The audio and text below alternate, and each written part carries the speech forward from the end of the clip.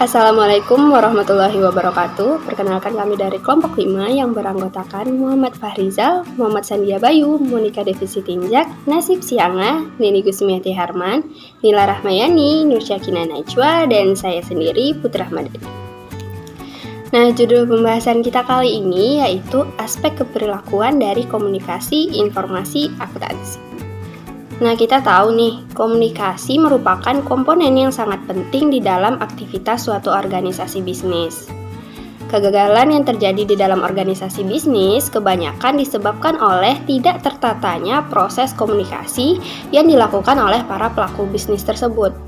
Kegagalan komunikasi di dalam organisasi bisnis ini merupakan suatu aspek yang menggambarkan bahwa suatu tindakan tersebut tidak berjalan secara maksimal. Nah, ada satu contoh studi kasus kegagalan komunikasi bisnis dalam perusahaan, yaitu dari PT Cahya Mitra Utama. Nah, perusahaan ini bergerak di dalam bidang furniture, yang mana mereka mengalami permasalahan antara perusahaan dengan karyawannya. Permasalahan ini terjadi disebabkan oleh adanya miscommunication antara atasan dengan karyawannya. Permasalahannya adalah adanya perubahan kebijakan dalam perusahaan mengenai penghitungan gaji kerja karyawan. Namun pihak perusahaan belum memberitahukan kepada para karyawannya, sehingga karyawan merasa diperlakukan semena-mena oleh perusahaan. Nah, para karyawan ini mengambil tindakan agar gaji mereka tetap dibayarkan sesuai dengan perjanjian awal, yaitu dengan mendemo perusahaan. Namun tindakan ini malah berujung pada PHK besar-besaran yang dilakukan oleh perusahaan.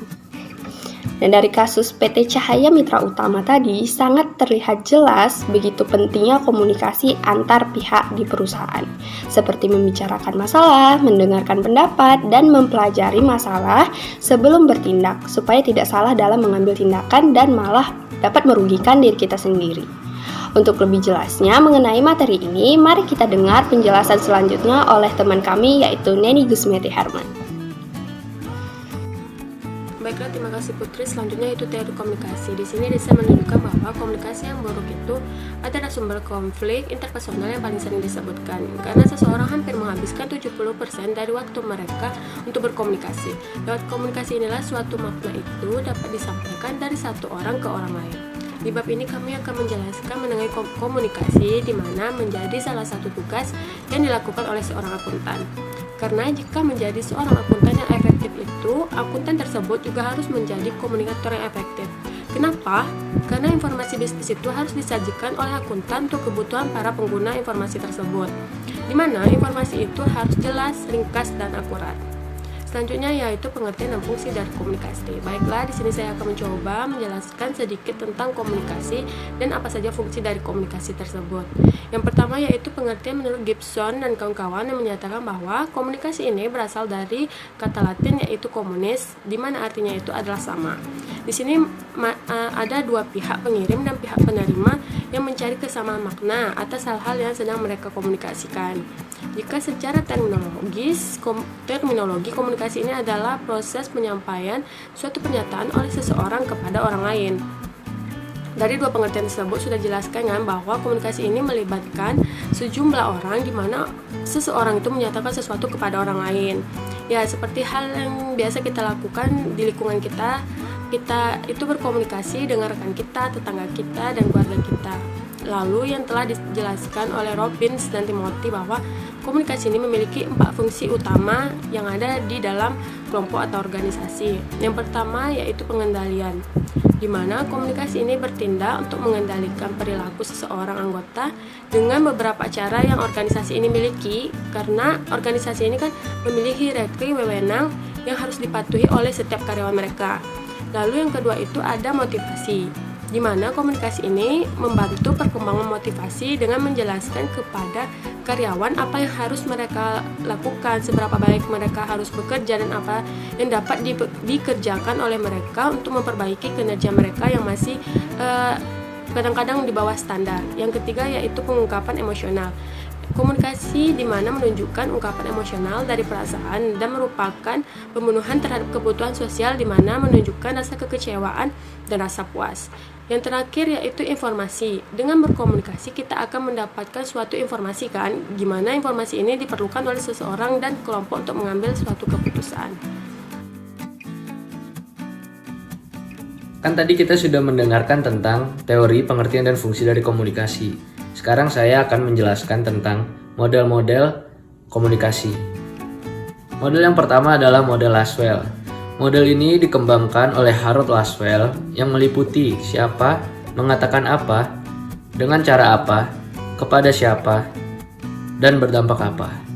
Lalu, model yang kedua adalah model Sharon Weaver. Model ini mengenalkan kepada kita sebuah perantara komunikasi yaitu telepon. Dan juga mereka menambahkan tentang gangguan dari komunikasi. Gangguan tersebut berupa sinyal. Namun kekurangan dari model ini adalah mereka tidak menambahkan gagasan umpan balik. Model yang ketiga adalah model SMCR Berlow. Model ini memiliki kekurangan yang sama dengan model sebelumnya. Dan Berlow tidak mengenalkan konsep gangguan. Namun, di sini Berlow menspesifikasi faktor-faktor yang mempengaruhi kebenaran tentang komunikasi tersebut. Yang keempat adalah model Wesley McLean. Model ini menjelaskan cara-cara individu dan organisasi dalam memutuskan pesan apa yang dikomunikasikan dan bagaimana pesan tersebut dimodifikasi atau dihapus dalam proses tersebut. Aspek penting lainnya adalah umpan balik. Yang kelima adalah model pemusatan komunikasi. Model ini menjelaskan semua informasi merupakan sebuah konsekuensi dari sebuah tindakan.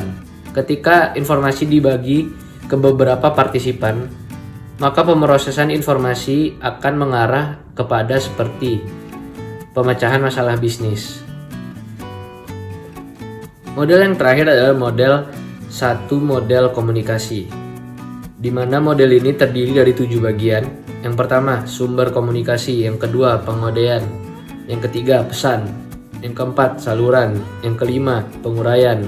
Yang keenam, penerimaan. Yang ketujuh, umpan balik. Nah, saya sudah memberitahu 6 model komunikasi. Lalu kita akan mendengarkan tentang hal-hal yang mendasar dalam komunikasi. Selanjutnya, saya akan menjelaskan tentang hal-hal mendasar dalam komunikasi. Untuk memperoleh pengetahuan yang cukup, dibutuhkannya pemahaman atas beberapa konsep yang mendasar. Pertama, ada arah komunikasi. Komunikasi dapat mengalir menjadi vertikal dan literal. Secara vertikal dapat dibagi menjadi lebih lanjut, menjadi komunikasi ke atas dan ke bawah. Komunikasi ke atas merupakan komunikasi yang tingkatnya lebih tinggi dalam kelompok maupun organisasi. Komunikasi ini digunakan untuk memberikan umpan balik, menginformasikan kemajuan tujuan, dan meneruskan masalah kepada atasan. Sedangkan komunikasi ke bawah merupakan komunikasi yang mengalir ke satu tingkat dalam suatu kelompok atau organisasi yang tingkatnya lebih rendah. Sementara itu, bila komunikasi terjadi pada suatu anggota kelompok yang tingkatnya sama, manajer yang tingkatnya sama, dan karyawan yang tingkatnya secara sama, itu didefinisikan sebagai komunikasi literal.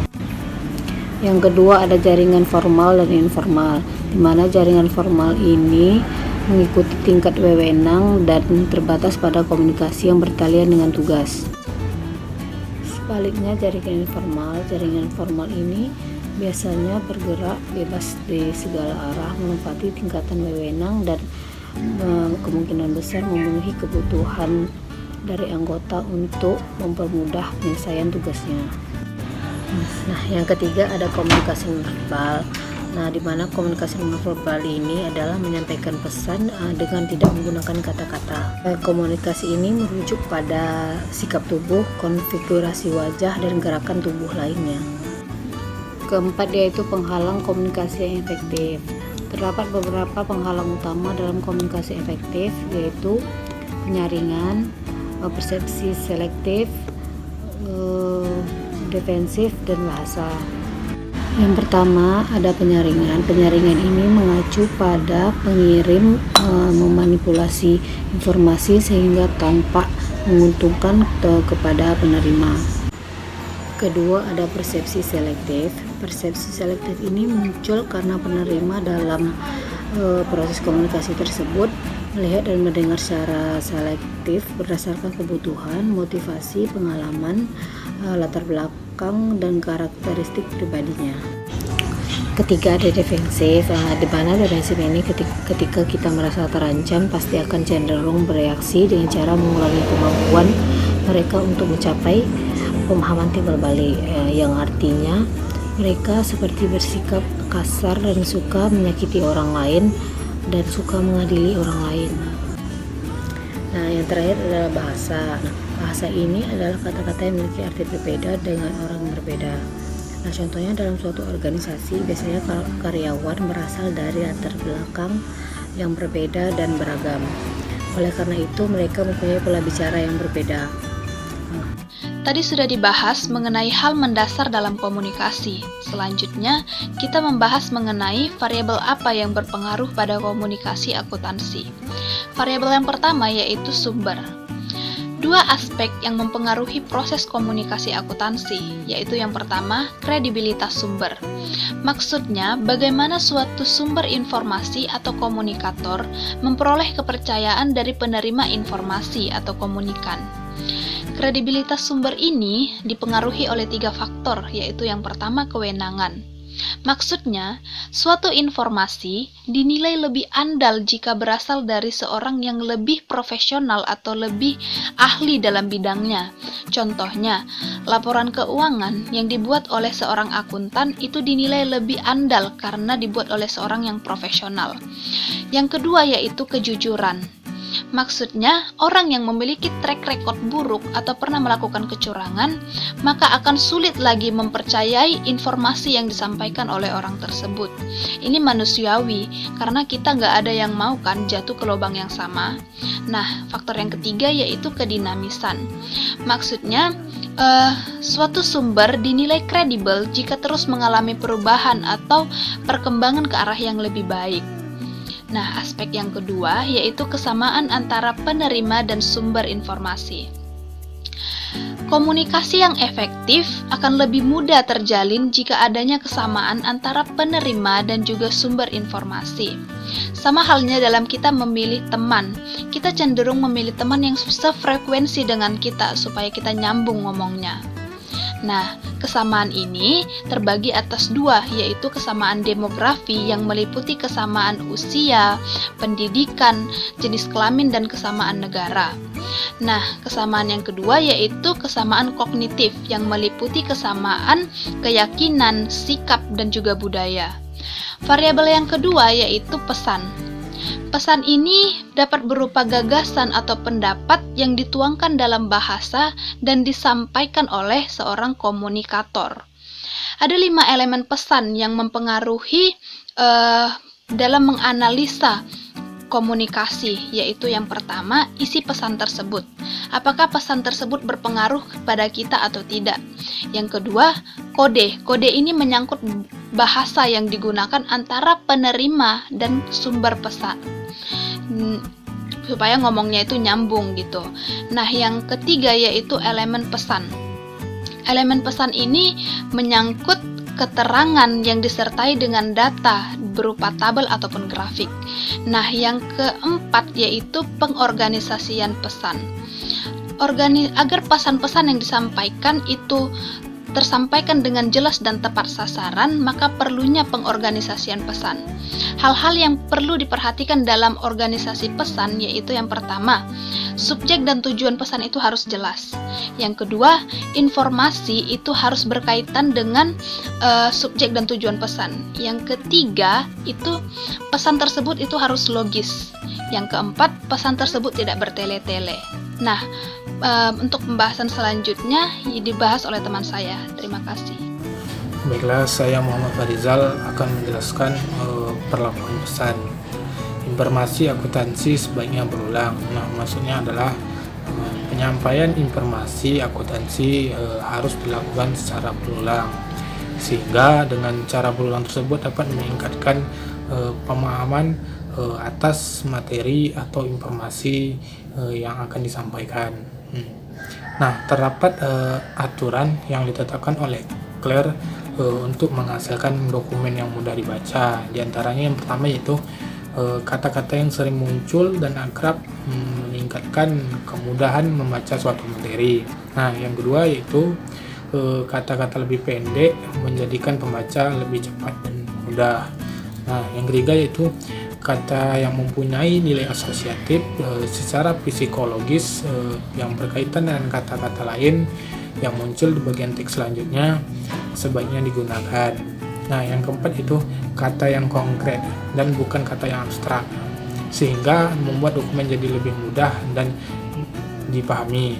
Lalu yang kelima, kata-kata kerja aktif dan tidak nominalis.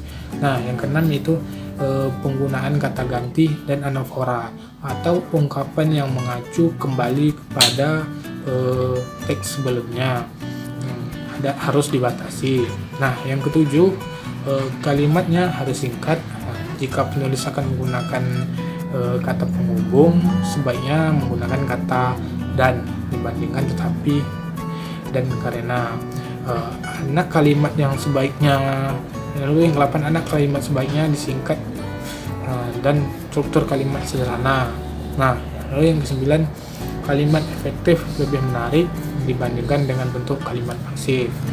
Nah, adapun parameter yang sebaiknya diinvestigasikan secara khusus untuk materi keuangan adalah 1. Kompleksitas struktur dan materi, yang kedua keabstrakan, lalu yang ketiga konsep baru, yang keempat kebutuhan akan pengetahuan yang melatar belakangi, yang kelima beban kerja selama membaca, yang keenam penggunaan waktu, yang ketujuh sensitivitas terhadap gangguan dari luar, dan yang ke-8 isi ingatan jangka panjang.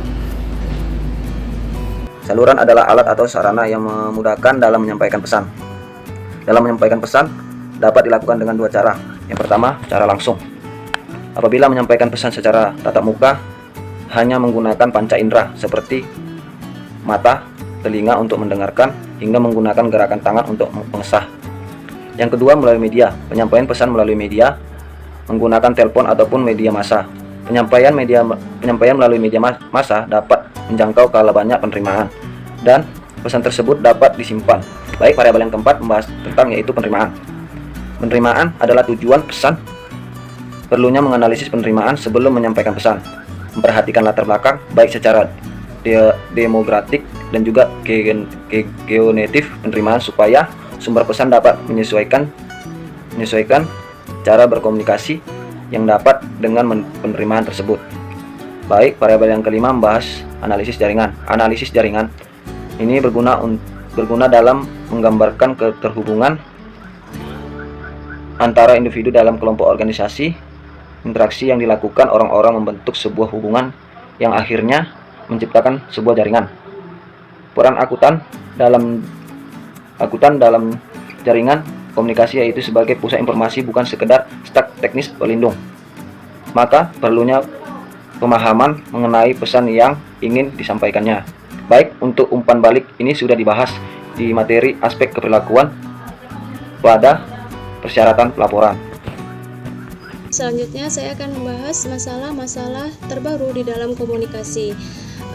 Ternyata di dalam komunikasi itu ada saja masalah yang mungkin menjadi penghalang terjadinya komunikasi. Nah, di sini saya akan membahas beberapa permasalahan tersebut.